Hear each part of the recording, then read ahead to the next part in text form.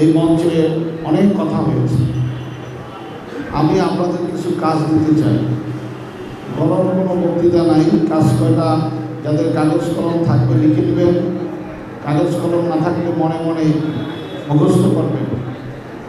আজকে আপনাদেরকে ডাকা হয়েছে বাংলাদেশের আগামী সম্ভাবনাকে কাজে লাগানোর জন্য। মূল সূতিকাগার হলেন আপনারা।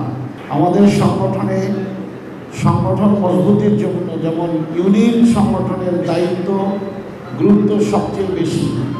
ইউনিট হলো আমাদের প্রোডাকশন সেন্টার, ভোট কেন্দ্রটাই হবে এবং ভোট কেন্দ্রই হলো বাংলাদেশের নির্বাচনের প্রধান উৎপাদন ক্ষেত্র এবং নির্বাচন জয়লাভ করার সূতিকাগার হলো এই ভোট কেন্দ্র। সে জায়গায় আপনাদেরকে দায়িত্ব দেওয়া হয়েছে, আপনারা দায়িত্ব পেয়েছেন। অনেকেই আছেন যারা জামাত ইসলামের কর্মী, রোকন নন, আপনারা হয়তো সহযোগী হয়েছেন, জামাতকে ভালোবাসেন, এখনও কর্মী হন নাই।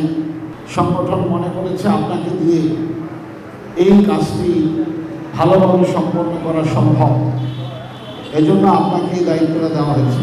আমাদের সরকার কায়েম করতে হবে। আমিরে জামাত বলেছেন দুর্নীতির বিরুদ্ধে জিহাদ, আগামীতে যুদ্ধ সেটার বিরুদ্ধে।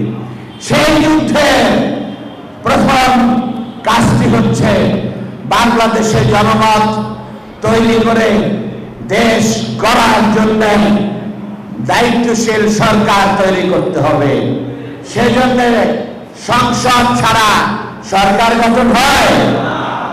আগামী দিনের সেই সংসদ হতে হবে ইসলামের বাংলাদেশের সরকার সংসদ। আপনারা কি সেই সংসদকে জনগণ বিজয় করতে চায়? আমরা কি সেই বিজয়ের সংসদ কায়েম করার জন্য প্রস্তুত আছি?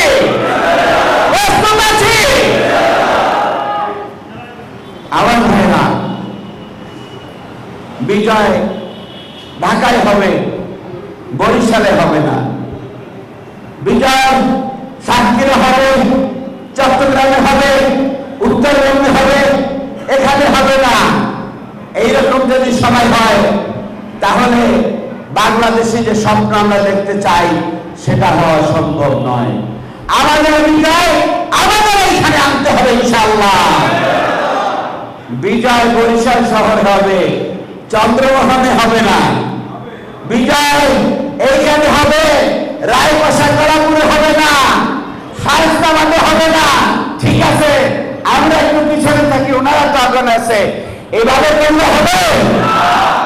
বিজয় পুরুষরা করবে, মহিলারা ঘরে রান্না বান্না করে স্বামী সন্তানদেরকে খাওয়াই দেবে। এভাবে করলে হবে? সবার ভূমিকা রাখতে হবে।